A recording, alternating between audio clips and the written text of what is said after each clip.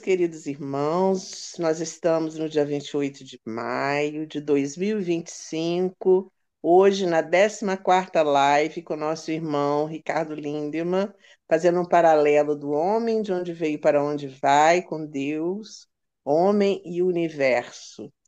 Então, nós agradecemos a presença, a participação de todos vocês, concedendo-lhes as boas-vindas e passando para o nosso irmão Ricardo abrir esse momento lindo com uma prece. Com a palavra, querido Ricardo, gratidão pela presença. Boa tarde ou boa noite. Eu creio que o ideal seria começar, então, com uma breve meditação, observando o nosso corpo numa posição confortável e estável, como ensina Patanjali.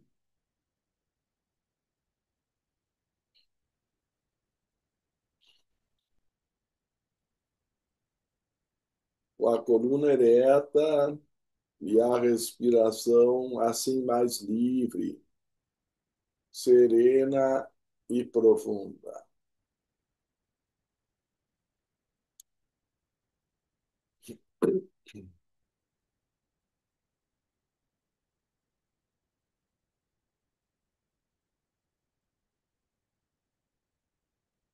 Ó poderes do amor, nós vos prometemos nossa fidelidade, sabendo que somente o amor pode redimir o mundo. Nós invocamos vossa bênção sobre todos aqueles que se esforçam para servir. Nós invocamos vossa bênção sobre todos aqueles que têm de suportar sofrimento, que eles possam alegremente descobrir seu envolvimento em vosso amor, mesmo em meio à sua aflição. Nós invocamos vossa bênção sobre todos aqueles que intencionalmente infligem sofrimento, que eles possam ser movidos a retornar para vós e servir. Nos irradiar luz, paz e saúde em todas as direções. Paz a todos vocês.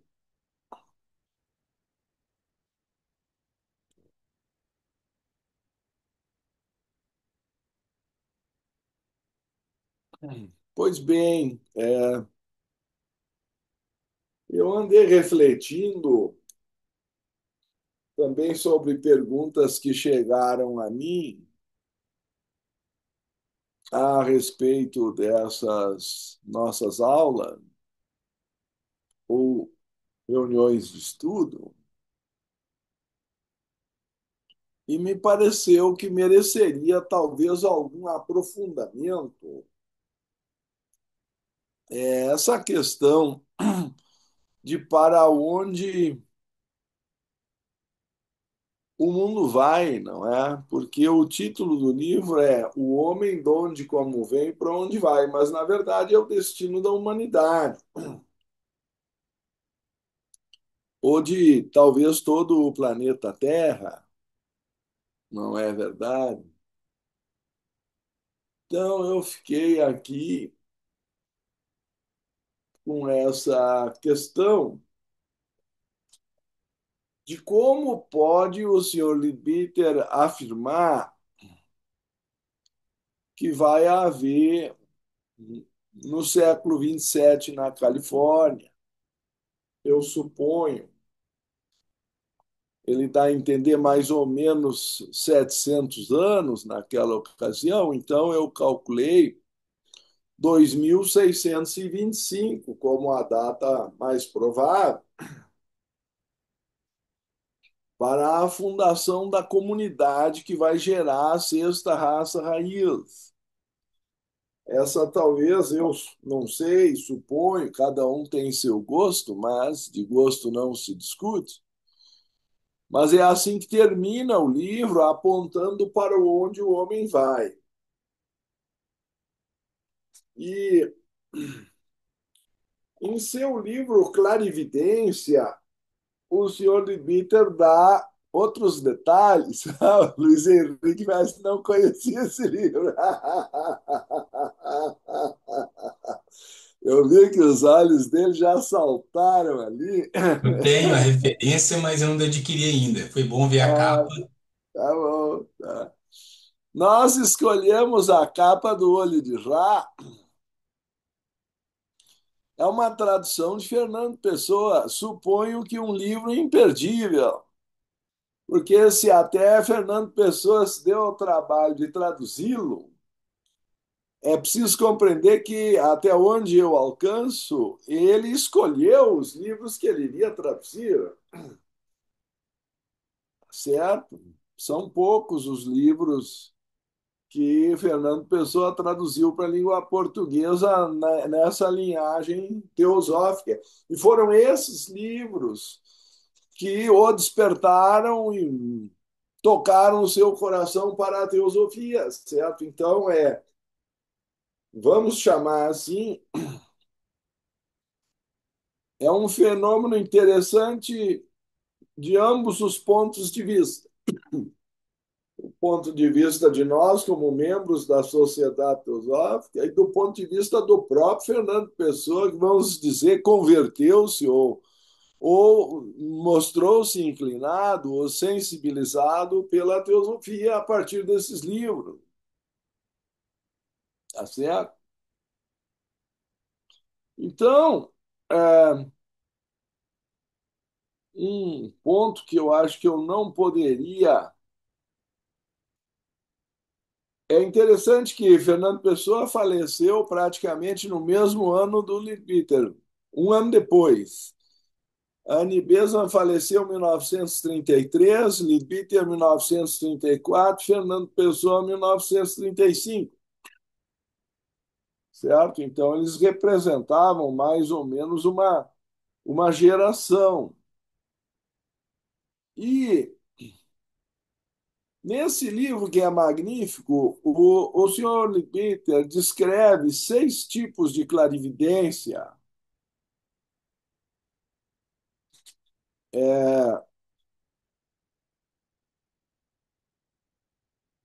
Clarividência completa, clarividência parcial, clarividência intencional no espaço, clarividência semi-intencional no espaço, clarividência no tempo, o passado, clarividência no tempo, o futuro. Então, em especial, nos interessa esse último capítulo, embora eu recomendo que leiam também o capítulo 9, os métodos de desenvolvimento, e as evidências da clarividência na química oculta e o crédito à clarividência, que é um texto da senhora Rada Bonilla, que eu coloquei também como pós-fácil, dado que é referente ao livro em questão. E a primeira pergunta que surge é se é possível ou não, ou como é possível ter esse tipo de clarividência. O senhor Leadbeater começa dizendo: mesmo que de um modo vago nos sintamos capazes de abarcar a ideia de que todo o passado pode estar simultânea e ativamente numa consciência suficientemente elevada, defrontamos-nos com a dificuldade muito maior quando tentamos conceber como é que todo o futuro também pode ser incluído nessa consciência. Ou seja, como que o futuro também já faz parte da consciência de Deus. Se pudéssemos crer na doutrina maometana do Kismet ou do Maktub, né, que já está escrito, ou na teoria calvinística da predestinação, que eu acho uma coisa muito complicada, se vocês me perdoam um comentário que eu vou fazer entre parênteses, mas a doutrina calvinista pretende que Deus já escolheu, antes de criar as almas, quais iriam para o céu e quais iriam para o inferno. Então, lá se foi qualquer ideia de compaixão divina, na minha cabeça, não sei. Se tu já crias um filho destinado ao inferno eterno, porque na visão calvinística também. Enfim, eu não consigo entender a visão calvinística. Eu estou aqui apresentando a vocês. E João Calvino, para mim, é um enigma no cristianismo, a minha incapacidade intelectual de entender que Deus possa ser amor e criar algumas almas já destinadas ao inferno. Na minha cabeça não cabe isso. Vocês me desculpem as minhas limitações.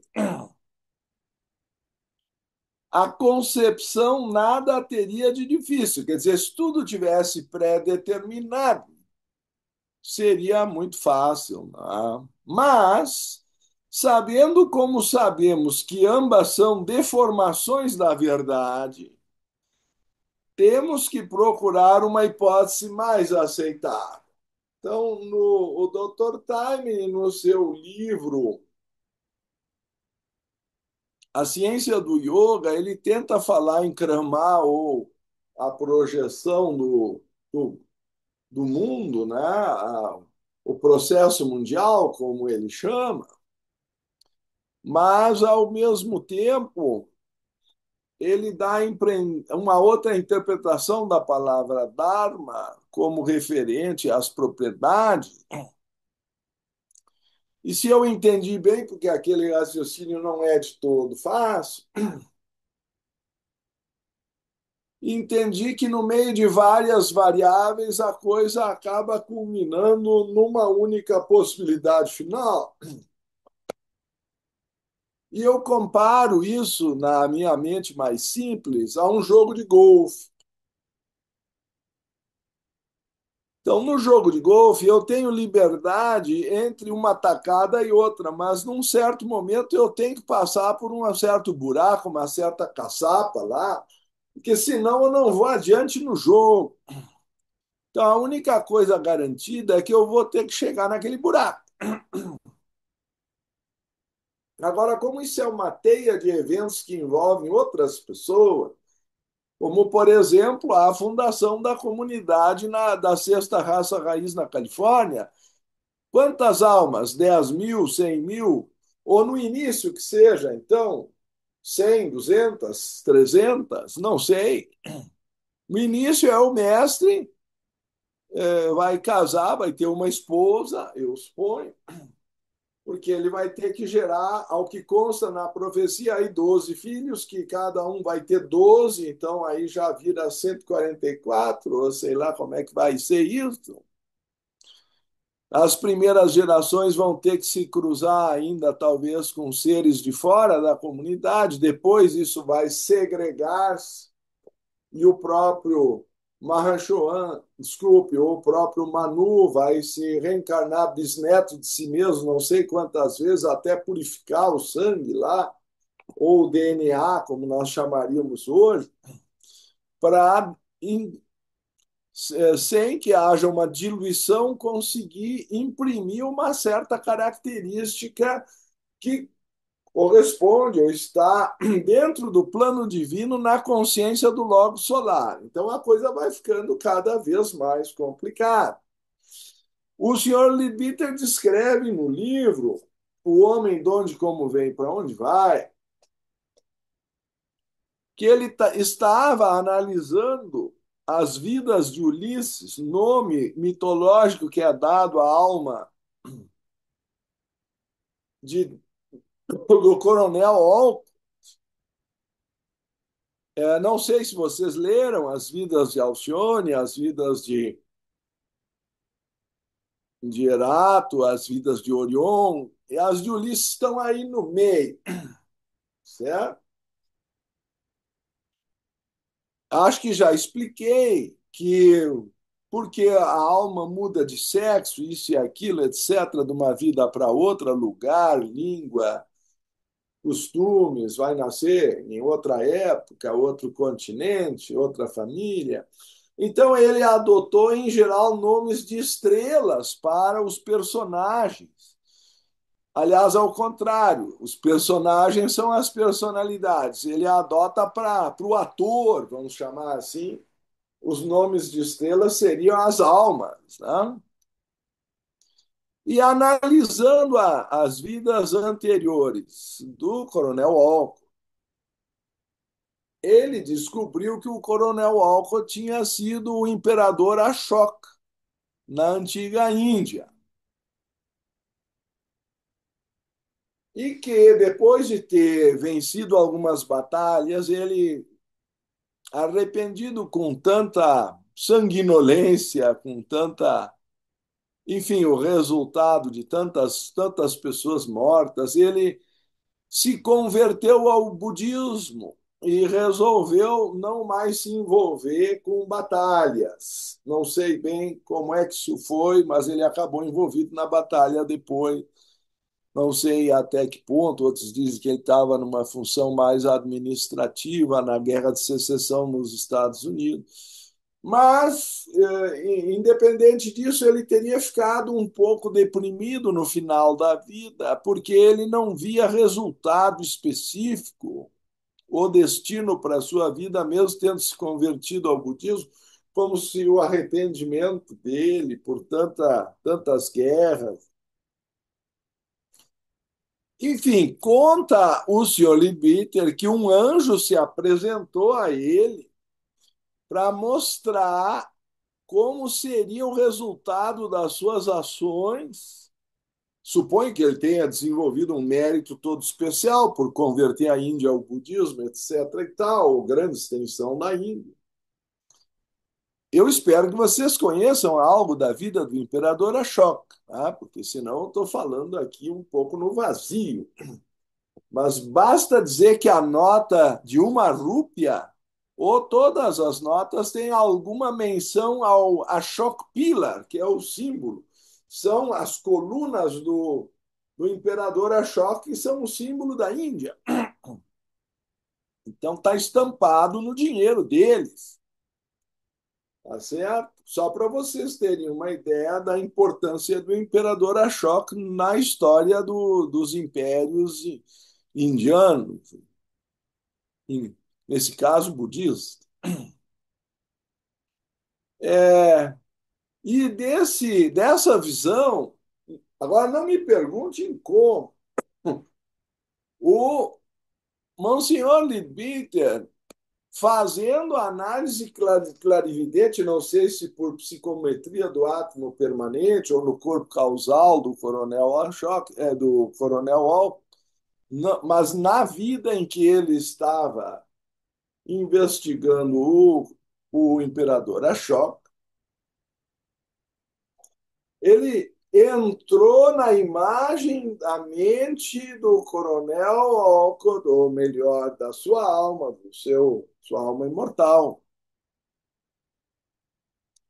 e entrou em contato com a visão do anjo, que o anjo produziu para o imperador Ashoka, porque eles precisam de um ponto de referência para se lançar numa pesquisa desse tamanho.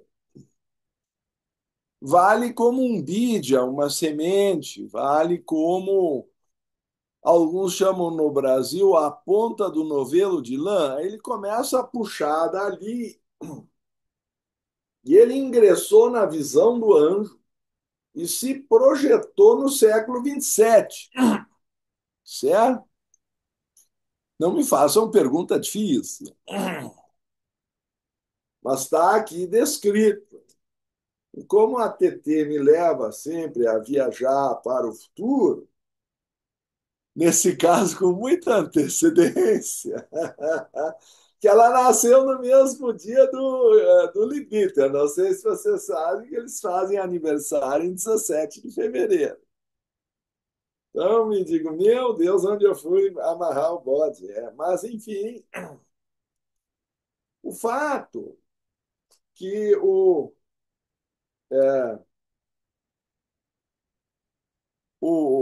livro Clarividência de o Sr. Leadbeater vai desenvolvendo,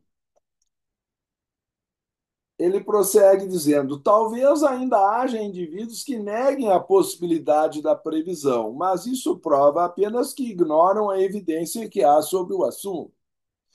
O grande número de casos autenticados não deixa lugar para dúvidas quanto ao fato da previsão, mas muitos deles são de tal natureza que tornam difícil encontrar uma explicação razoável.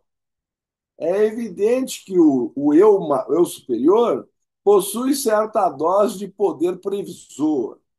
E se os acontecimentos previstos fossem sempre de grande importância, poder-se-ia supor que um estímulo extraordinário o tinha tornado capaz. Por essa vez só, de dar uma impressão nítida do que virá ou do que vira em sua personalidade inferior. Sem dúvida, essa é a explicação para muitos dos casos em que se prevê a morte ou qualquer catástrofe gravíssima. Mas há um grande número de casos conhecidos para os quais essa explicação não serve, visto que os acontecimentos previstos são muitas vezes extremamente triviais e sem importância. Aí ele vai dar um monte de exemplo.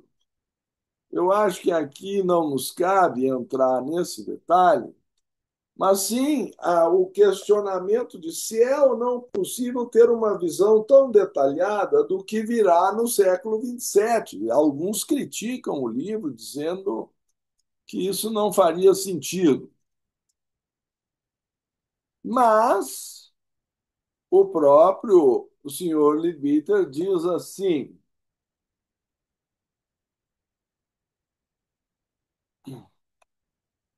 quando ele justifica a visão do futuro. A espécie de clarividência pela qual se pode ver o futuro, a extensão que se supõe alcançar esse futuro, é até que ponto, no caso de possibilidades. Estou lendo o próprio livro O Homem, de Onde, Como Veio, para Onde Vai, página 262. E aí ele diz que posso testemunhar indubitavelmente que existe um plano em que o passado, o presente e o futuro perderam suas características relativas e os três estão real e absolutamente presentes na consciência. E aí, meu Deus do céu, ele vai desenvolvendo como isso aconteceu. Ele diz: este particular centro que estamos examinando, que é a comunidade da sexta raça raiz, existirá com o objetivo especial de fundação de uma nova raça raiz e, portanto, será único. Aí ele fala da preparação para os que querem participar, envolvendo autossacrifício em grau supremo ou completa anulação de sua personalidade. Implica absoluta confiança na sabedoria dos mestres, pois a obra do Manu é muito grande e ele não pode desperdiçar suas forças nem tempo para arguir com os recalcitrantes. Quer dizer, gente rebelde não está prevista no plano. Que se crê em saber mais. Então, a humildade, um certo grau de confiança é necessário numa tarefa dessa envergadura. Contudo, a obra extrema da sociedade continuará em seus séculos futuros, em suas ramificações. Então, o fato de estar ativa a comunidade não significa que a sociedade teosófica vai fechar. Estendidas haverá, enormemente estendidas essas ramificações, haverá lugar suficiente para todos os que quiserem ajudar. Quer dizer, mesmo que algum de nós não venha a nascer na sexta raça já com o Manu, pode nascer na sociedade teosófica e pelo menos fazer uma visita. Eu pretendo me oferecer lá como limpador de botas, já disse para você. Mesmo que eu nasça fora, não seja digno bastante de nascer lá dentro da comunidade. E o meu medo é que talvez já não usem mais botas naquela época. Mas, enfim, para alguma coisa eu devo, jardineiro, alguma coisa eu devo servir para fazer lá, embora não sejam ainda capazes de total renúncia em si mesmo requerido daqueles que ajudem o Manu. Então, ele fala aqui no Deva auxiliar, que é o anjo. Né? Então, ele diz que cada quadrinho, aqui ele fala do imperador Ashoka, verdadeiramente, isto sabemos, fora comunicado ao rei Ashoka, e sabendo como sabíamos os cargos dos nossos referenciados mestres em Banharão, na sexta raça raiz, associamos facilmente as ideias, pois a visão foi mostrada ao rei, enfim, ao rei Ashoka. Eu não vou poder ler o livro inteiro para vocês, evidentemente, mas eu acho muito interessante a discussão que há sobre o livre-arbítrio dentro de uma profecia dessa envergadura de 700 anos. No entanto, tem um outro livro que esse eu suponho que, com certeza, o Coronel Luiz Henrique já conhece. Fogo Criador, do Vanderlei. Eu tenho, mas não li ainda. Então, mas Ah, bom, aqui, deu nós um passo. podemos catar. É. Já está na lista. Tá bom. E nesse livro, o, o autor, o Vanderlei, que tinha alguma experiência no plano causal, eu já acho uma iniciação muito alta, mas em todo caso, ele fala aqui o tempo no eterno, página 120. O mesmo acontece em relação aos nossos problemas de tempo e espaço. No capítulo referente ao universo dinâmico, já disse que a coisa em si é perpetuamente a mesma entidade, desde o começo até o fim de sua manifestação, e que existe continuamente como uma realidade no mundo do real.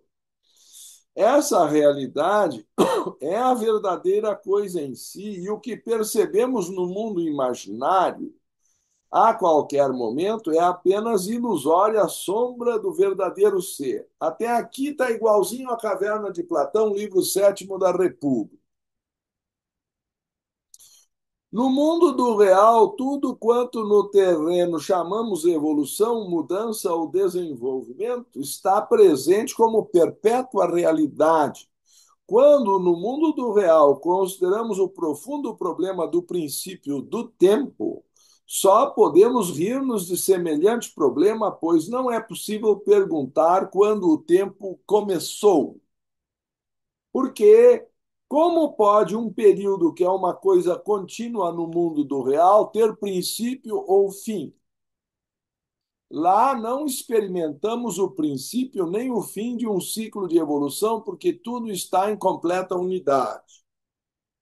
Enfim, eu não vou entrar em todas as discussões metafísicas. Aqui ele entra na justiça divina e na correlação do livre-arbítrio com o determinismo, que no fim é o nosso problema.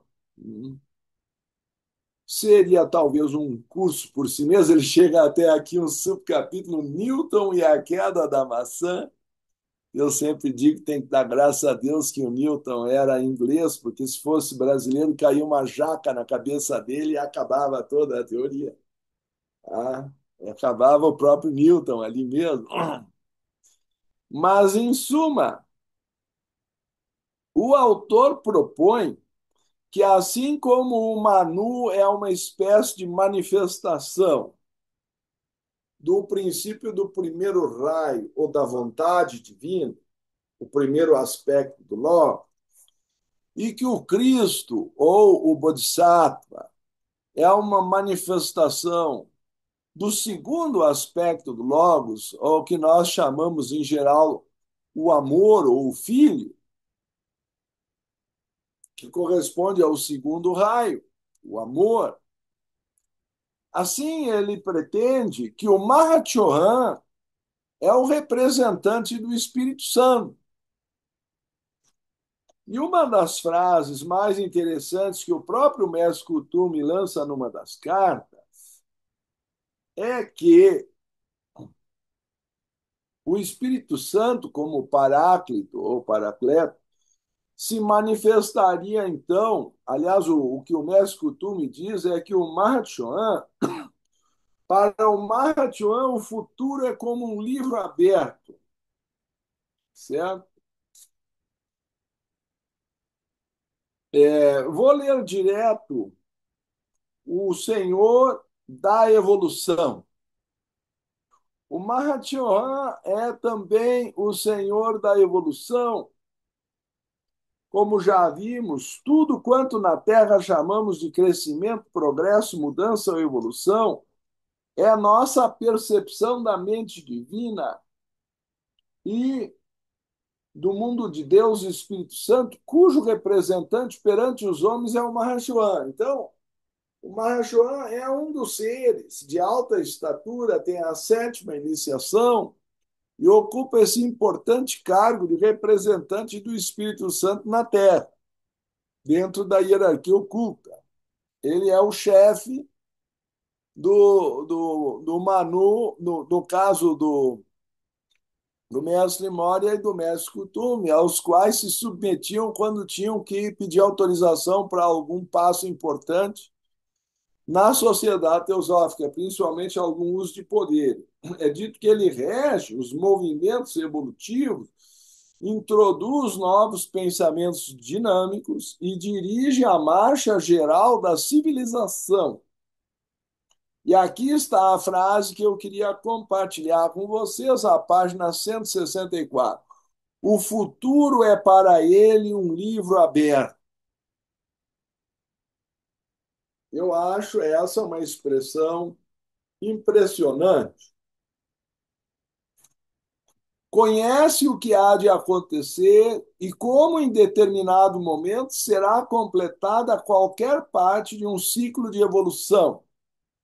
Por meio dos 5 raios que estão no seu domínio, ele também é chamado o Senhor dos 5 raios, porque o primeiro raio é o Manu, o segundo é o Bodhisattva, mas o terceiro se subdivide até o sétimo, nas mãos do comando do Manu. Por meio dos 5 raios que estão sob seu domínio, ele governa a marcha da civilização e inspira suas alterações e mudanças. O Mahachohan não é somente o senhor da atividade criadora da natureza e do homem, mas também tem a seu cargo a evolução do indivíduo desde o momento em que se individualiza até alcançar o adeptado, ou seja, o grau de Mahatma. E registra os progressos que faz na senda. Hoje em dia, em vista da próxima volta do instrutor do mundo, a obra do Mahachohan e toda a fraternidade é mais transcendental do que nunca e muito maior do que antes é a oportunidade que deparam aqueles que se esforçam por servir os mestres. O Mahachohan vigia os que tentam alcançar a meta da evolução e, como conhece pormenorizadamente cada um dos seus discípulos, pode bem se maravilhar daquilo que é a onisciência de sua mente. Então, o Manu representa a onipotência, o Bodhisattva representa a onipresença, por isso o amor, mas o Mahachohan representa a onisciência. E é um dos problemas que eu tinha na questão bíblica lá no Gênesis, como que Deus pode se arrepender de ter criado o homem, então mandado um dilúvio para afundar tudo. Acho que eu já dividi, compartilhei com vocês essa minha dificuldade com, sabe, a ira de Deus e outras coisas do Velho Testamento que não me parecem muito coerentes com a ideia de amor, compaixão e perdão, que pelo menos foi o que o Cristo ensinou no Novo Testamento. Mas fecho aqui, então, esse parênteses para discutir todo o plano divino e como é possível tentar ajustar os destinos e entrelaçá-los para convergirem nessa sexta raça raiz, sob o comando do Logos e, claro, independentemente, aliás, integradamente com o trabalho do Mahachohan, que trabalha essas mudanças no processo da evolução, certo? Então, eu faço essas considerações preliminares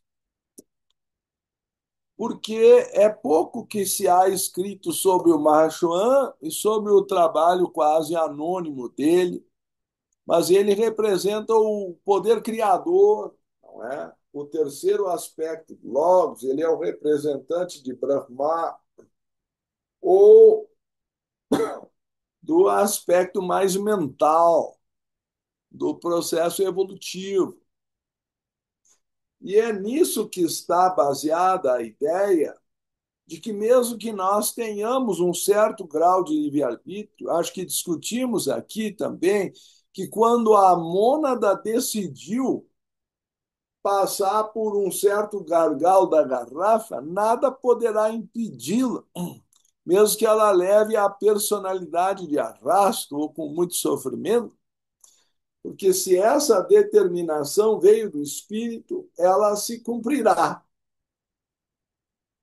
Então, é a partir dessa análise que eu entendo que a personalidade tem algum grau de livre-arbítrio, mas quando ela se afasta do seu chamado interno, ela pode até adoecer.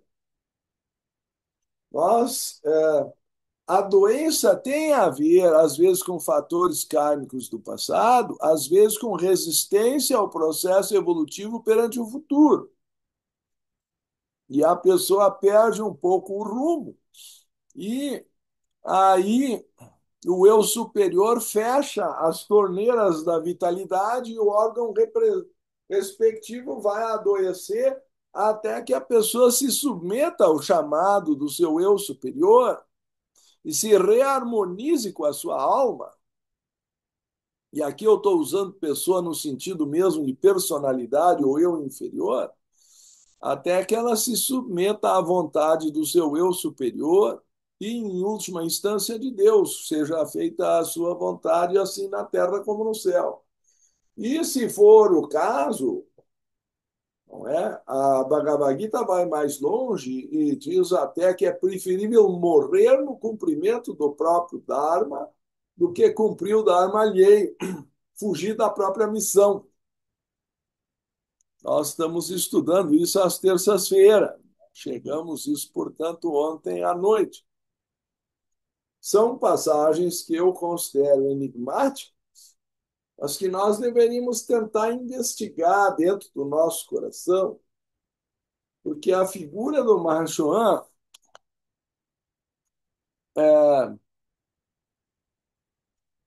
ele caracteriza como sendo até o portador dessa divina alquimia, do magnus opus alquímicos no homem, e de toda a capacidade de fazer o Espírito Criador ou o Espírito Santo, que está até na nossa função sexual, ficar a serviço de uma força maior. Por isso ele diz o mundo da mente divina, no capítulo 8º, e tenta elevar essas questões do tempo no eterno, do espaço na onipresença e da felicidade da mente divina. Talvez valesse ler esse parágrafo.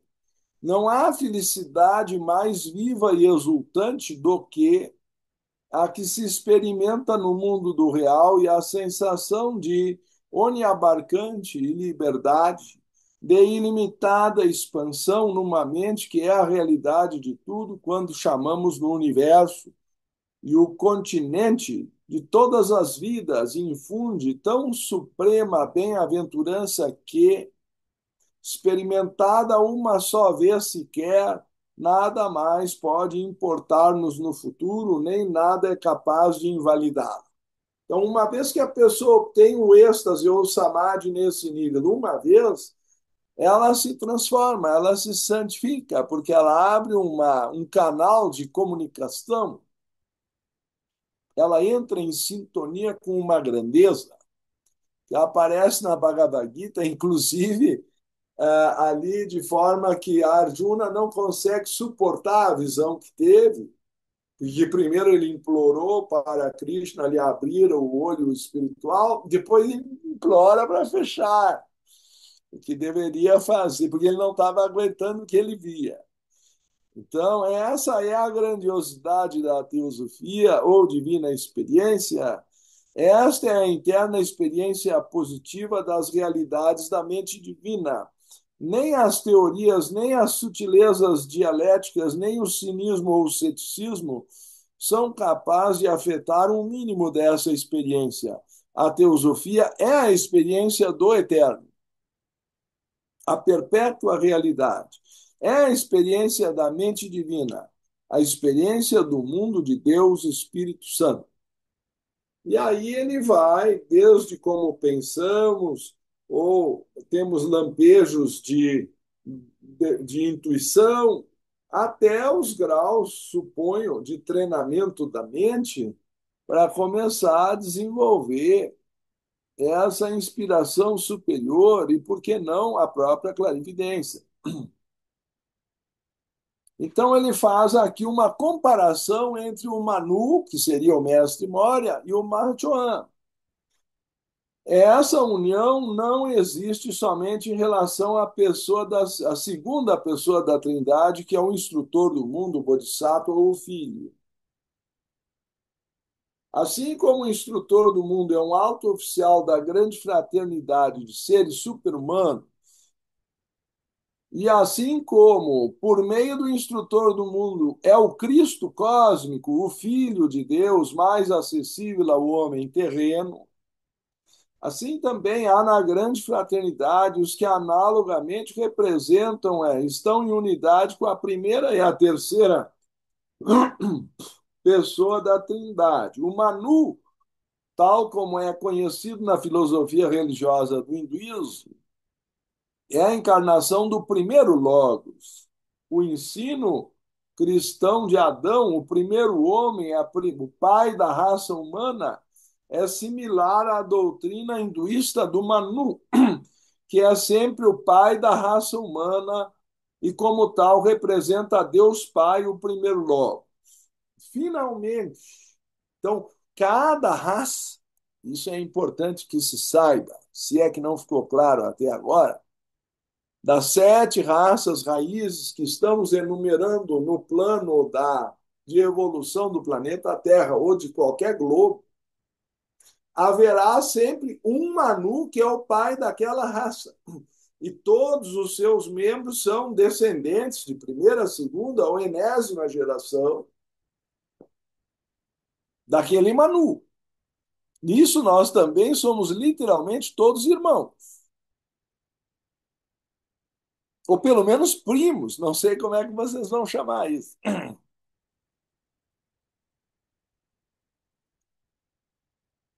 Finalmente, a terceira pessoa da divindade está representada na hierarquia oculta pelo Mahachohan, ou o grande senhor, que é também fruto da evolução humana e que, por força de seu cargo, representa não apenas o Espírito Santo, o terceiro Logos, mas está em verdadeira união com ele e mantém os poderes de criação e destruição de nosso mundo.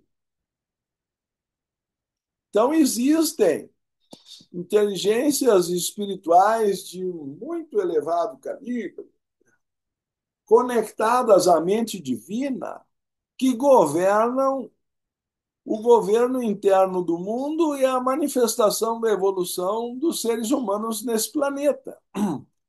O antigo conceito cristão do Paráclito ou Paracleto, como manifestação do Espírito Santo, corresponde à ideia do Mahachohan como representante do Espírito Santo na Terra. E podemos dizer que a Trindade, Pai, Filho e Espírito Santo, está manifestada em nosso mundo terreno pela trindade do Manu, pai da raça, o Bodhisattva, o Cristo, instrutor do mundo, e o Mahachohan, o paráclito de nossa evolução humana.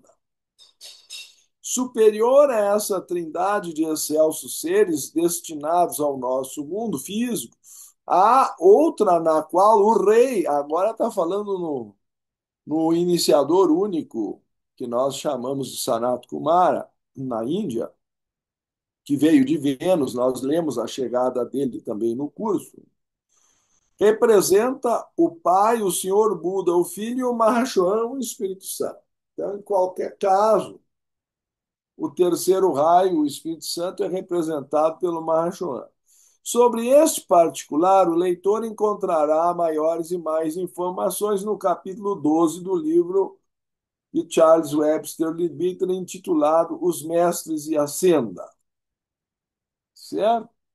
Então, a ideia dele ser aquele que vê no futuro como a futura raça vai se estabelecer, dá substrato à visão que o Sr. Leadbeater teve quando afirma ter entrado na visão de um anjo, a partir da qual ele consegue entrar naquela época e ter uma visão geral, porque ele chega a dizer no prefácio que no início será o Manu e o Bodhisattva, o mestre Moria e o mestre Kutum, que vão comprar propriedade. E dinheiro para eles não é problema, eu acho que vocês já entenderam isso, que eles têm o dom de materializar ouro ou pedras preciosas, ou encontrá-las, enfim, como for mais fácil, que eles não têm mais karma. Desde que eles estejam cumprindo o plano divino, e esse é o caso, o poder deles de conseguir o espaço para essa comunidade, porque tem gente que fica lembrando, oh, mas a sociedade teosófica não tem nem como pagar os funcionários, o pessoal não quer pagar as anuidades, acha que a gente vive da... Se o mestre quiser, ele manda o dinheiro. Eu só soube de uma vez que o mestre mandou o dinheiro para construir um templo budista em Adyar, que é bem pequenininho. Não cabe mais que uma pessoa lá dentro. Mas mandou tá, até o projeto e algumas moedas. E é interessante que quando a gente ressoa o Om na nota certa, ele ecoa. E a nota Mi. Se vocês errarem, a nota não produz eco. Tá? Então façam a experiência, vão lá para a Índia, em Adyar, na frente do tanque de lótus, do outro lado do qual existe a terceira geração da árvore Bodhi, na qual o Buda se iluminou, conseguiram transportar a muda para lá. É um recanto todo especial. Eu considero um dos lugares, se não o lugar mais sagrado de Adyar. E eu fico lá maravilhado, meditando. Enfim, eu tive 10 vezes lá, então fica uma impressão na memória. Mas tive só uma vez no lugar onde dizem que vão construir a sexta raça raiz, que é o Ojai Valley, né?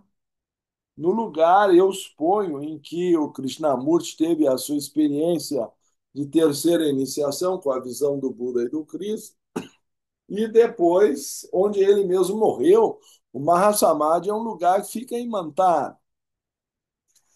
A árvore sobre a qual ele teve essa experiência recebeu um raio, quebrou no meio, ou foi uma tempestade. O fato é que davam ela por morta e misteriosamente da raiz saiu um novo tronco e cresceu de novo. Então não me perguntem como é que isso acontece, tá certo? Mas eu sou testemunha ocular de todos esses processos.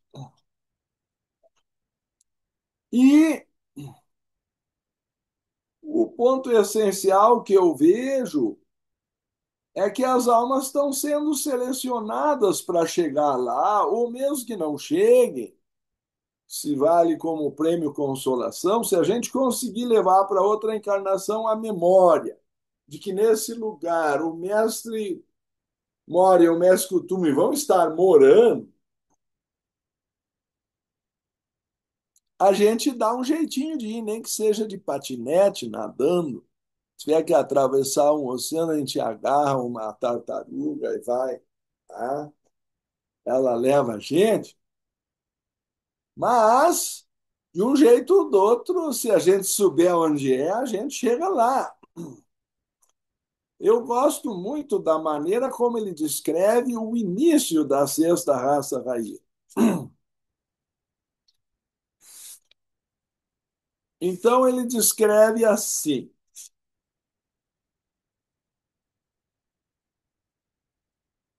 Observou-se também que a data dos acontecimentos fotografados na visão do rei Ashoka, isso é, a fundação da comunidade, corresponde quase exatamente a 700 anos desde a época presente. Aí eu fiz um cálculo. Se o livro foi publicado em 1913, vamos supor, então, que a fundação fosse em 2613. Tá? Mas os membros, por outro lado, o livro, o, Os Mestres e Ascenda foi publicado em 1925 e também fala algo semelhante. Então, poderia ser ainda em 2625, eu não sei a precisão exata, porque ele dá como genérico esse início. Mas os quadros mostrados pelo D e os revelados pelas investigações que daqueles se originaram. Então, vocês vão ter que ler o livro Clarividência para ver como ele pega um vídeo, como ele se concentra numa visão e daquela esparge ou se desdobra um monte de visões sucessivas. Assim, dizem também que o clarividente tem que se concentrar, às vezes, ah, num, numa pedra de cristal, a história da famosa bola de cristal e tudo mais, para ter um foco a partir do qual ele começa a concentrar a sua visão. Ele está tentando explicar que ele se concentrou num quadro, suponho que psicometrizado, do átomo permanente do coronel Alford numa vida anterior, ou seja, do imperador Ashoka. E diz, mas os quadros mostrados pelo Deva, porque o Deva mostrou os quadros para o imperador Ashoka, e os revelados pelas investigações que daqueles se originaram, que aquilo foi o ponto de apoio onde ele expandiu a visão, pertencem a um período ulterior de cerca de 150 anos, quando, então, já está mais expandida, certo? Aí já é o século 28, quando a comunidade estará completamente estabelecida e com os meios próprios de subsistência.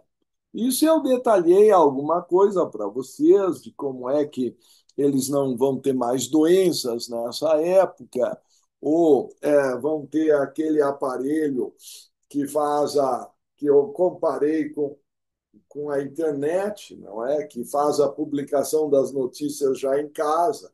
Ele afirma que não vai ter mais jornal impresso, perdão, né, para vender num jornaleiro, esse tipo de coisa, que em 1913 seria o mais comum. Ele chega a dizer que é uma mistura de telefone com máquina registradora, porque é a única coisa que 1913 poderia imprimir na hora e representar uma conexão simultânea, porque o telégrafo não é tão simultâneo, mas o telefone é. E aí ele disse que dá para telefonar para o escritório central e pedir a notícia inteira, e que antes veio só um resumo colorido, como se fosse um ícone, que a gente clica e aí vem o conteúdo completo da mensagem. Não sei, para mim ele está descrevendo a internet. Diz que vai sim ser impresso em casa, se a pessoa quiser. bastando chamar o escritório central. Então, ele diz: eis o plano da sociedade teosófica tal qual é hoje e o será nos séculos vindouros. O Manu e o sumo sacerdote da raça futura escolhem pessoas integralmente sinceras que se tenham entregue inteiramente a seu serviço e lhes oferecem a oportunidade de serem seus cooperadores nesta obra grandiosa. Ninguém é obrigado, né? Então a nossa alma vai ter que escolher, seja em vida ou depois da morte, onde é que vai se reencarnar. Não há que negar que tal obra será árdua e requererá o maior sacrifício da parte daqueles que têm o privilégio de tomar parte nela. A pessoa tem que se despersonalizar e cumprir tarefas, porque é um número muito pequeno de pessoas para trabalhar por um exército, né? É uma coisa grande, é fundar a raiz de uma raça. O Logos, antes de chamar à existência essa parte de seu sistema, tinha em sua mente um plano detalhado do que pensava fazer com ela. Que nível deverão alcançar cada raça em cada ronda? E em que pontos deverão diferenciar-se de suas predecessoras? Para quem quiser aprofundar, está na página 266. O conjunto de sua poderosa forma pensamento existe ainda agora no plano da mente divina. Quer dizer, se alguém conseguir subir até lá, vai ter o livro aberto que fala aí o Mahachohan. E quando é designado um Manu para encarregar-se de uma raça raiz, o primeiro ato deste é materializar essa forma pensamento num plano inferior, onde a possa ter a mão para qualquer referência. E sua tarefa consiste logo em tomar do mundo existente dos homens que mais se assemelhem a esse tipo, apartá-los, quer dizer que há uma segregação progressiva do resto do mundo e desenvolver gradualmente neles, tanto quanto possível, as qualidades que têm de constituir as características especiais da nova raça. Então, no fim, isso vai acontecer, suponho, nessa comunidade lá na Califórnia, em Ojai Valley, perto da cidade de Ventura, que por sua vez fica a uns cento e poucos quilômetros de Los Angeles. Eu tive que fazer isso de ônibus. Enfim, quando tiver levado esse processo à maior perfeição possível, o próprio Manu se encarnará no grupo segregado. E como há muito tempo esgotou todo o karma adverso, ele é perfeitamente livre para modelar seus veículos causal, mental e astral exatamente segundo o modelo que o Logos lhe põe na frente. E sem dúvida alguma que pode exercer grande influência em seu veículo físico, mesmo quando o tenha de obter de pais que, afinal, pertencem ainda à quinta raça raiz. Mas tem que ser pais da quinta raça raiz, da sexta sub-raça, porque o número 6 tem que estar presente em algum grau, ou o sexto raio, dá para entender? Embora já especializados em grande parte. Somente os corpos que fisicamente descendem dele em linha reta constituirão a nova raça, e posto que ele, por sua vez, tem de contrair matrimônio na antiga raça raiz, o tipo daí resultante não será absolutamente puro, e na primeira geração, seus filhos têm de casar com indivíduos da raça anterior, se bem que dentro dos limites do grupo segregado. Mas depois da primeira geração, já não haverá mais misturas do sangue antigo, desde o momento em que estará absolutamente proibido todo o casamento fora da família novamente constituída. Eu não sei se fica claro que uma das regras, como foi também entre o Manu o Manu Vaisvasva da quinta raça raiz é que os casamentos tinham que ser feitos dentro daquela esfera. E isso gerou originalmente o que eram chamados os Brahmanes, onde houve mais mistura, depois surgiram os Kshatriyas, os, os Vaishyas e os Shudras. Hoje em dia está abandonado porque a raça já se expandiu e nós interpretamos como estágios de consciência, mas no início da raça, onde há uma expectativa de produzir um tipo físico, está explicado aqui. Mais adiante, o próprio Manu a encarnar-se provavelmente como seu próprio bisneto e assim purificará ainda mais a raça, enquanto que, por outra parte, nunca cessará em seus esforços de dar a todos os seus veículos, incluindo então até o físico, mais e mais aproximada semelhança ao modelo proporcionado pelo Logos.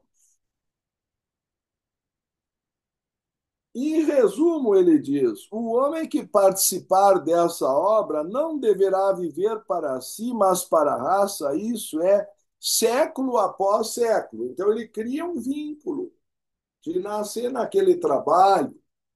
Hum? Não é carga muito leve para levar às costas, porque vão renunciar ao Devachan, não é? Mas, por outro lado, os que dela participarem farão inevitavelmente progressos anormalmente rápidos.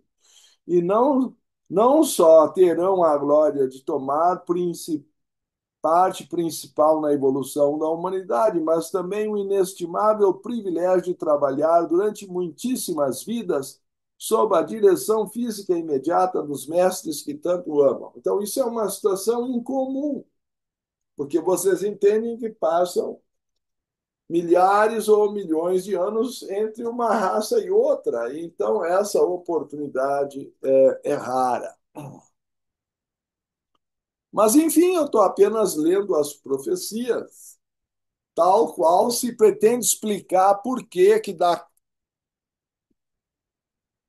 quinta sub-raça da quarta raça raiz, que é a semita original, se segregou um certo povo, que por isso a Bíblia chama de povo escolhido, naquela época, para produzir o grupo que geraria a raça bramânica ou egípcia pura na época, sob a orientação do Manu Vaisvasvata. E ela se desenvolve nesses dois pontos, no Egito e na Índia. Isso está tudo explicado aqui no livro O Homem de Onde Como Veio e para Onde Vai.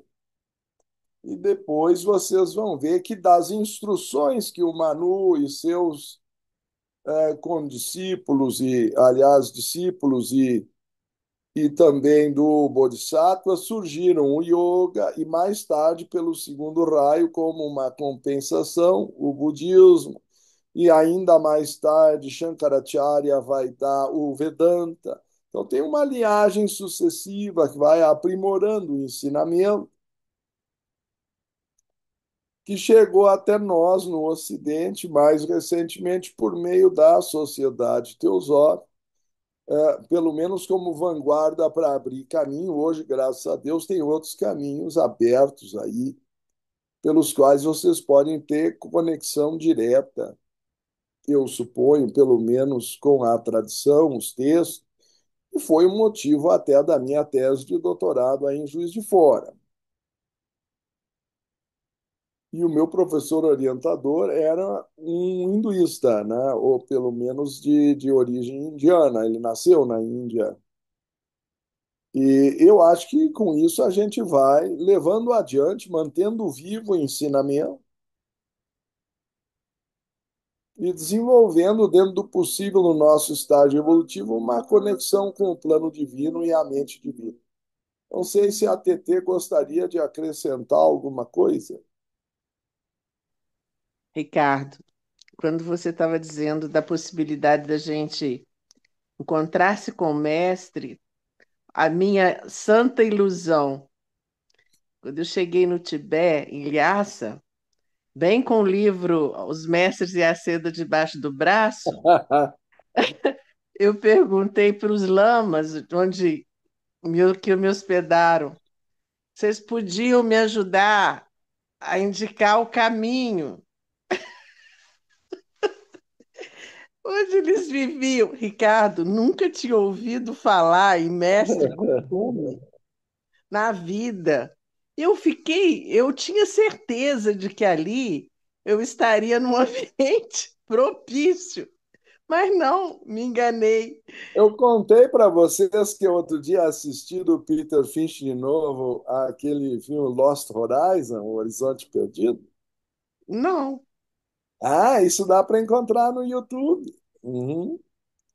É a história que se refere a Shambhala, mas ali está com o nome, não é, de Shangri-La.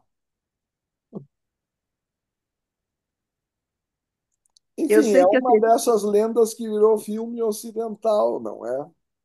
eu sei que eu fiquei muito frustrada e muito decepcionada.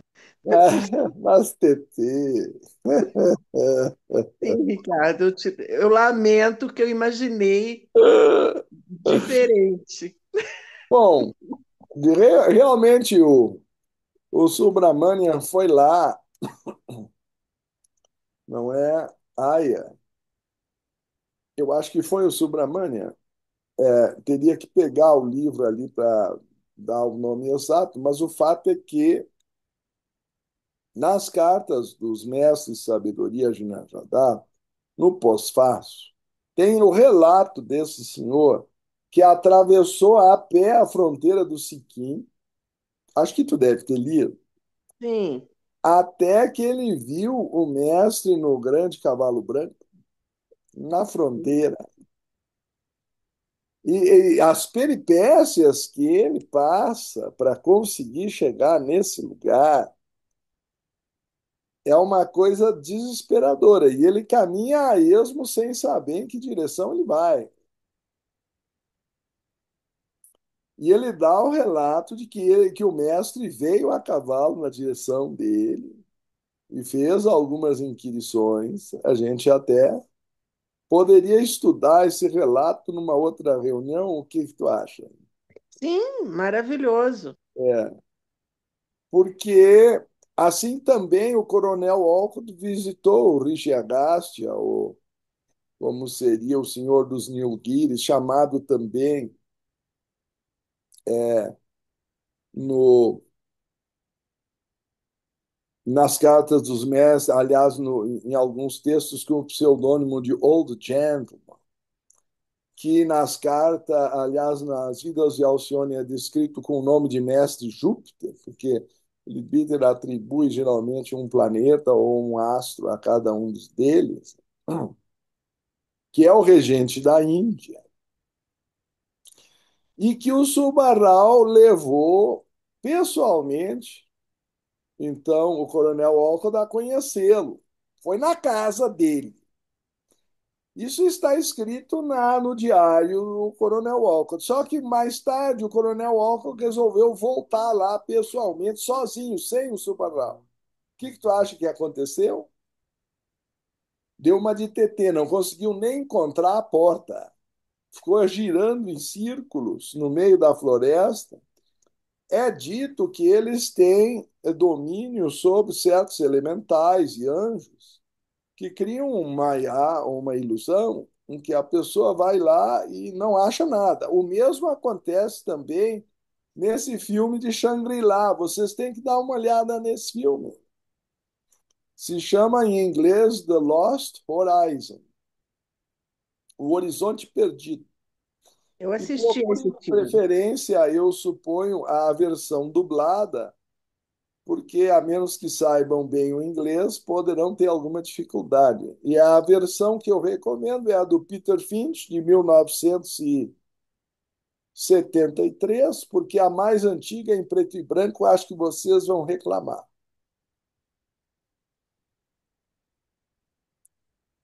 E esse lugar é um lugar em que as pessoas não envelhecem. Aí tá a dica. Tá? A TT está pronta para ir para lá. Com certeza. Tá Ricardo, eu certo? abri na página do mapa e mostrava para eles disseram, mas a gente não sabe onde é.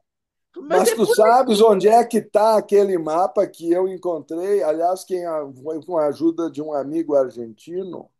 Nós encontramos no Google Earth as coordenadas de longitude e latitude. Tá? Só falta eu pegar algum, quem sabe o Serginho nos leva e o Coronel Luiz nos prepara para um curso de sobrevivência na selva. A gente pula de paraquedas naquelas coordenadas. O problema é que fica no meio da China e não vai ter visto para nós, e muito menos naquela área vai ser visitável. Então, vai ser uma missão mais Sim, do que impossível ou de 007. Mas tem que fazê-la na lua cheia de maio.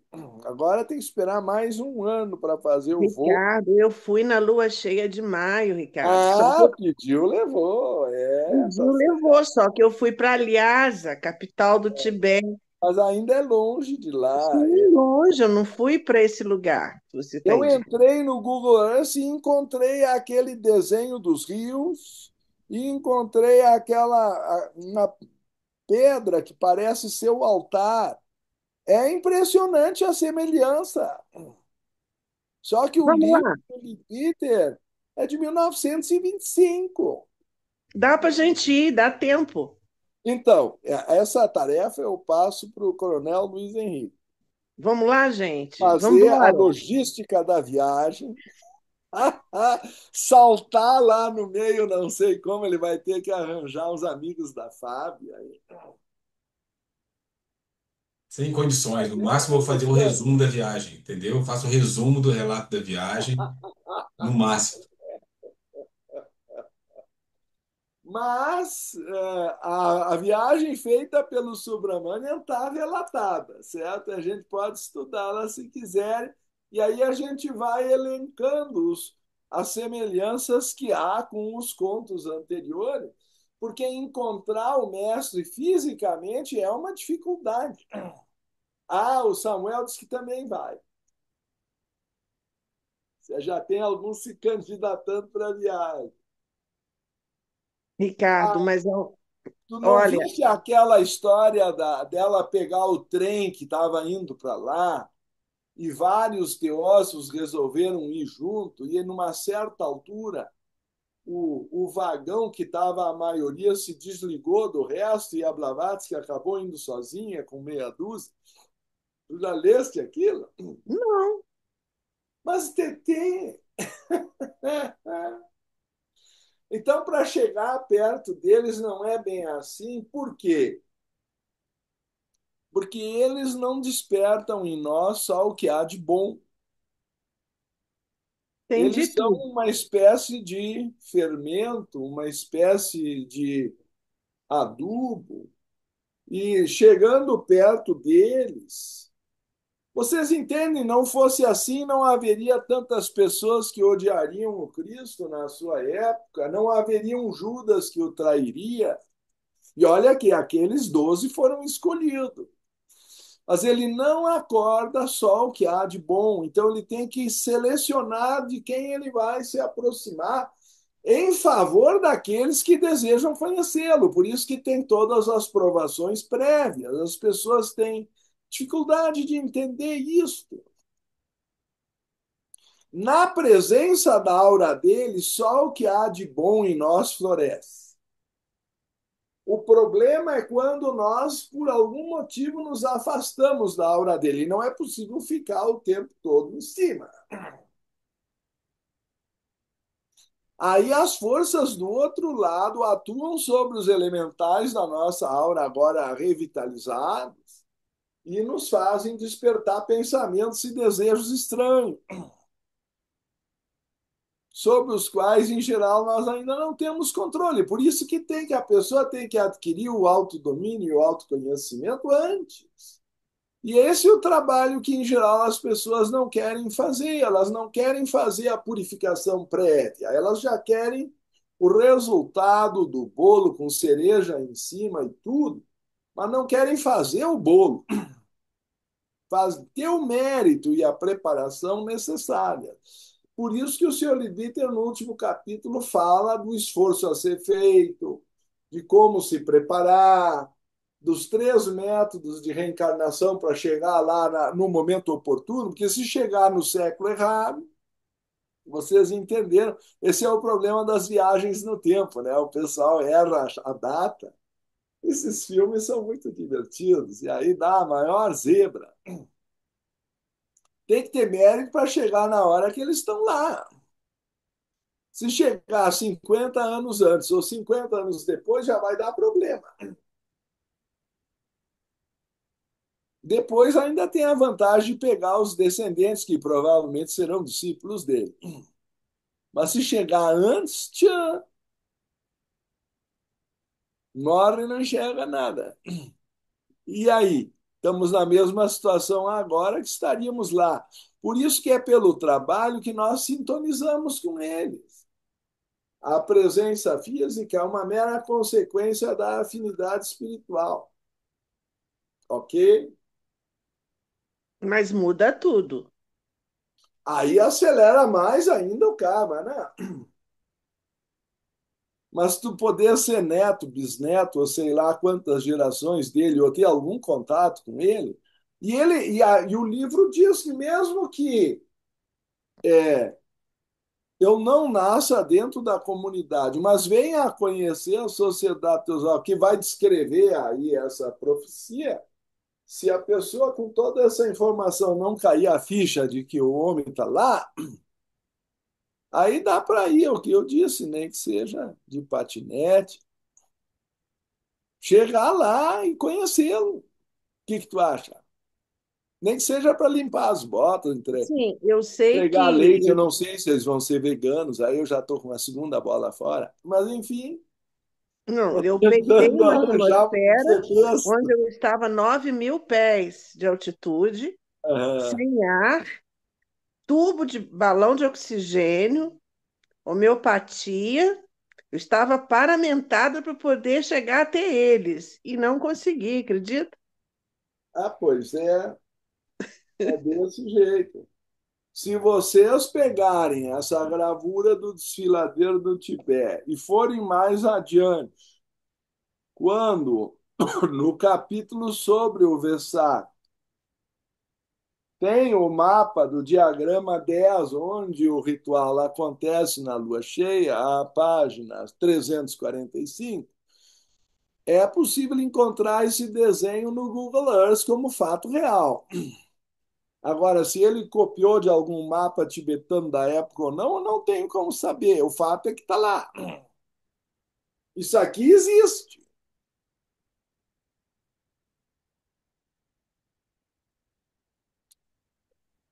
Mas é dito que tem uma estupa ali. Eu não tinha visto isso ainda. Olha só, a Ravina, eu vi essa linha do riacho, deu um arrepio quando eu vi esse negócio lá.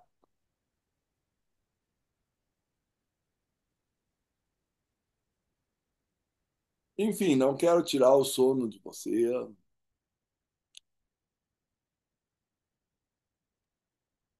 Eu posso fazer uma pergunta? Pode, se eu souber responder, a Não, na gente até verdade, eu tenho consegue. que referir primeiro a pergunta de Rosa Maria Pardubski, que há Hum, 4 dias fez uma pergunta, está aqui no chat, hum. que é: quem decide a nossa volta, como viver, como viremos e o que passaremos aqui no mundo? Essa é a pergunta. Então tem tudo a ver, porque se é nosso interesse voltarmos século 26, próximo da origem da nova Sei. raça. Então, é a pergunta: como viveremos, quem decide a nossa volta, como viremos e o que passaremos aqui no mundo? E quem faz a avaliação da nossa mochila? Se ela fez a referência ao que a Ana Graça Mello estava falando antes, quando lá chegamos e decide se evoluímos ou não. E por fim, sei que não é Osíris, pesando nosso coração na balança com a pena de Maate no outro prato da balança.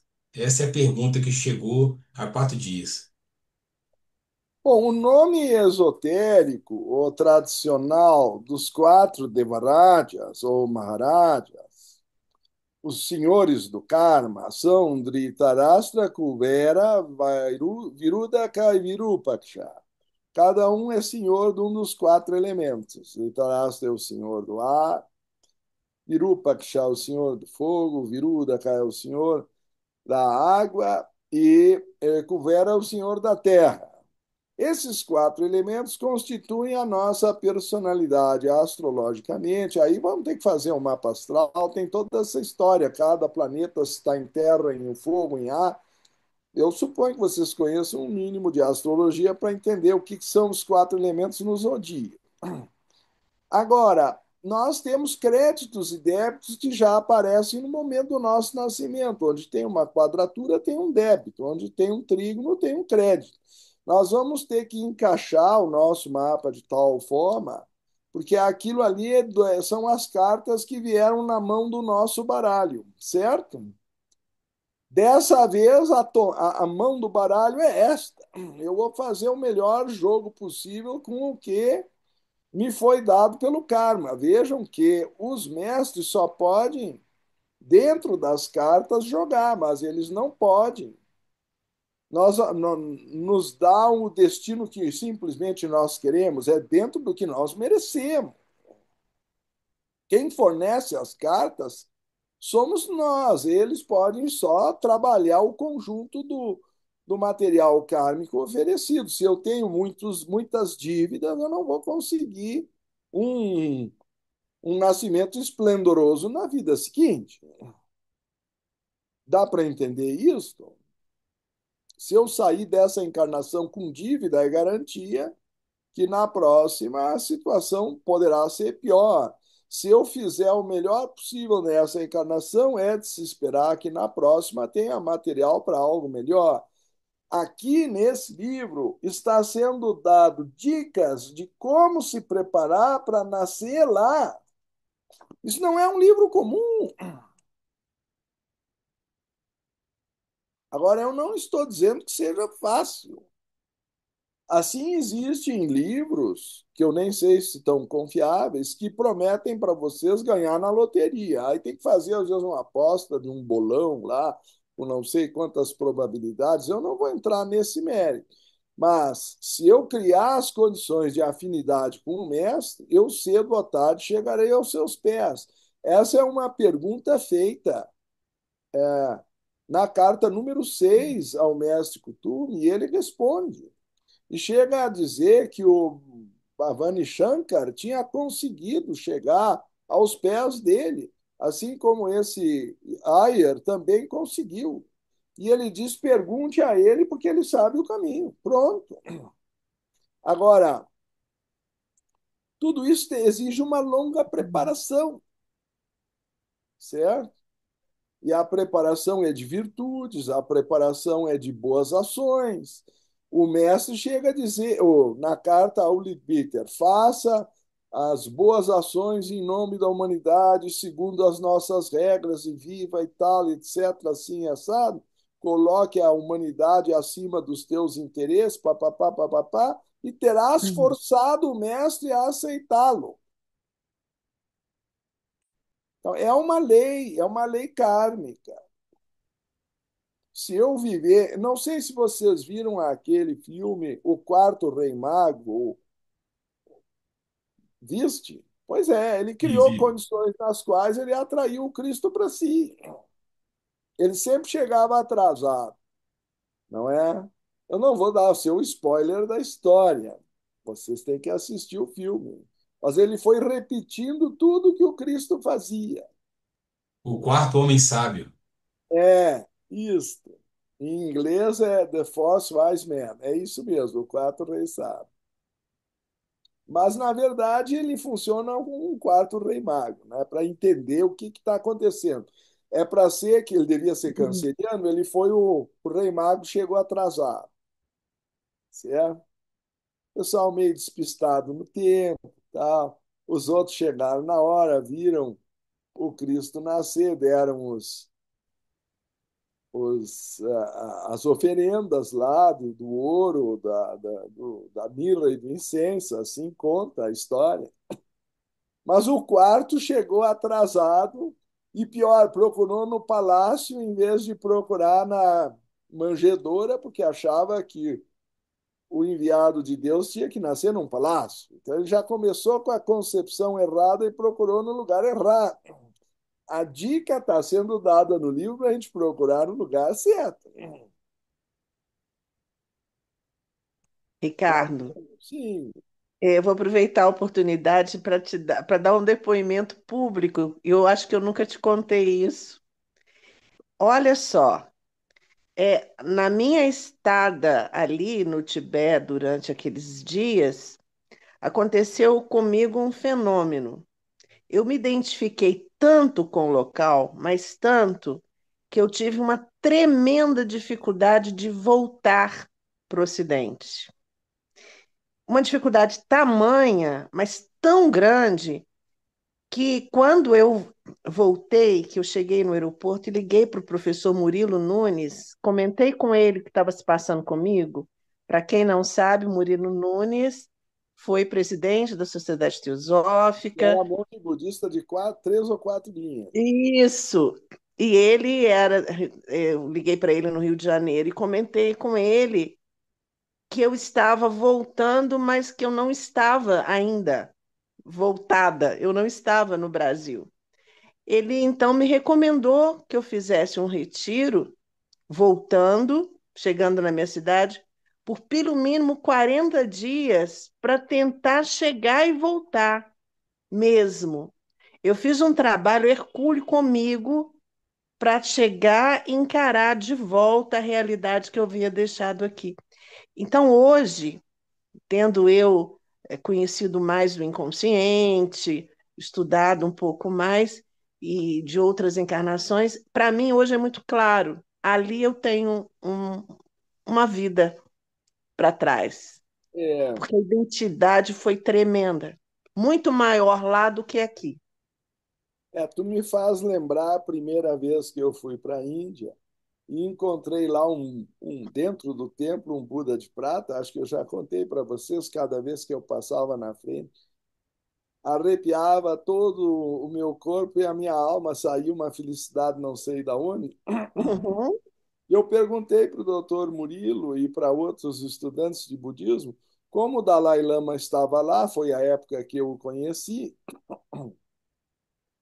Ele deduziu que, como estavam fazendo aqueles rituais de Kalakshatra, etc., que provavelmente ele era aquele um Buda trazido, um Buda de prata, magnetizado pelo próprio Tsongkhapa no Tibete, que o Dalai Lama deve ter trazido na vinda, porque era portátil. Enquanto que o grande, que era de ouro, enorme, tomava toda, provavelmente folhado a olho, né? Mas tomava todo o tempo. Era muito bonito, mas não tinha o efeito que o pequenininho que estava nas costas dele. É que eu invadi o estava aberta a porta do altar e aí eu entrei, né? Eu, com 30 anos, ninguém me segurava, agora eu tô calmo. É, Uma outra pergunta, mestre Cato, se possível. sim, É o seguinte, existe no caso de Leadbeater, que ele informa o futuro em 8 séculos do que vai acontecer, mas no livro Plano Mental dele mesmo, pra ser mais exato, na página 31, ele fala o seguinte, que o futuro não pode ser claramente visto porque a faculdade e o dom da profecia pertencem a um plano superior. isso. E além disso, quando o ego resolve galhardamente reger o destino, é impossível a exata previsão. Você consegue fazer uma relação dos dois? Sim, por isso que ele usou como portal de passagem a visão do anjo. Levou ele a um plano que talvez ele sozinho na época não conseguisse chegar. Então, essa é a primeira parte da questão. Não é uma questão assim totalmente livre. Ele foi de carona num canal que já estava aberto. E, em segundo lugar, que mais que o eu superior ou o ego imortal é a vontade da mônada. Se a mônada tiver decidido que ela vai participar da sexta raça raiz lá na comunidade, não há nada no céu, na terra que possa impedir isso de se realizar. Agora, pode se realizar com facilidade ou com sofrimento, dependendo quanto a personalidade estiver ajudando o processo evolutivo ou resistindo ao processo evolutivo. Agora, eu tenho a impressão que um passo dessa grandeza, ele vem do fundo do ser. Ele não é uma decisão superficial da personalidade, como um flash momentâneo, que hoje fica entusiasmado e daqui a uma semana já está deprimido, não tem certeza. Não é assim que as coisas acontecem no plano espiritual. A certeza cresce, ela não esmorece. Por quê? Porque tem raiz no eterno e não na personalidade e no estímulo do momento. Então, no fim, nós temos que nos reaproximar da nossa natureza imortal, nosso eu superior, que é, por último, o espelho do mestre em nós, ou, não é? Enfim, é a faísca divina, a chispa divina no nosso coração. É isso que vai abrir as portas do caminho espiritual. E até nessa dimensão, vai se saber se nós estamos prontos ou não, ou qual é a função que nos corresponde. Quem sabe eu já me dou por satisfeito se numa vida seguinte, mesmo que eu não esteja qualificado, eu possa ao menos ter um contato, fazer uma visita à comunidade. Provavelmente eu não vou conseguir sair, aí vai ser o problema. Problema de eu voltar da Índia depois de ter visto aquela e ter experimentado aquela expansão de consciência com o Buda lá na sua forma magnética. Olha, o choque que foi aterrissar na cidade do Rio de Janeiro, no meio do Sim, carnaval. foi isso que eu Foi vivi. 50 dias na Índia. Eu vivi isso, Ricardo. Foi um choque horrível. Estava em ritmo de Marquês de Sapucaí o negócio. É muito chocante para quem está 50 anos, 50 dias em retiro, no meu caso, né? Não sei como é que foi com a TT, mas a volta, a primeira Comigo volta, também. Eu estava com o Dalai Lama, Ricardo. pois então, eu também. E lá em Dharamsala, não, naquele ano ele foi a Varanasi e eu conheci. Sim, eu fiquei lá com ele, hospedada lá. Bom, aí É, a só volta quem fica viveu difícil. que sabe. É difícil a gente passar isso. Assista de novo o filme lá, O Horizonte Perdido, que tu vai ver.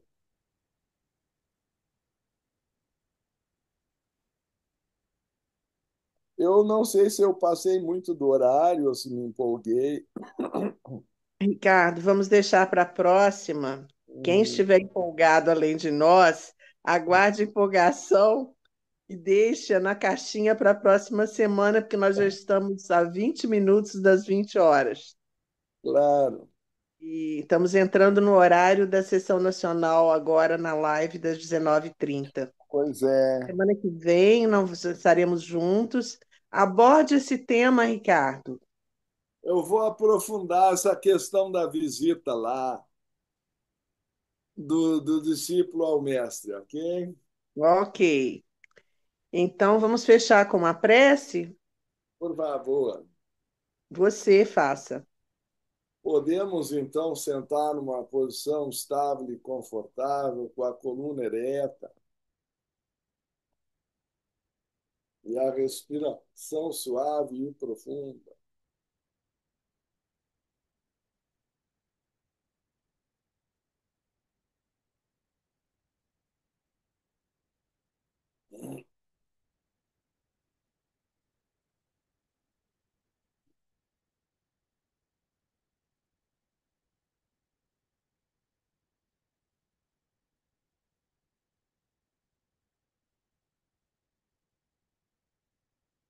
Ó vida oculta que vibras em cada átomo, Ó luz oculta que brilhas em cada criatura, ó amor oculto que tudo abranges na unidade, possa todo aquele que se sente uno contigo saber que ele é, por isso mesmo, uno com todos os outros.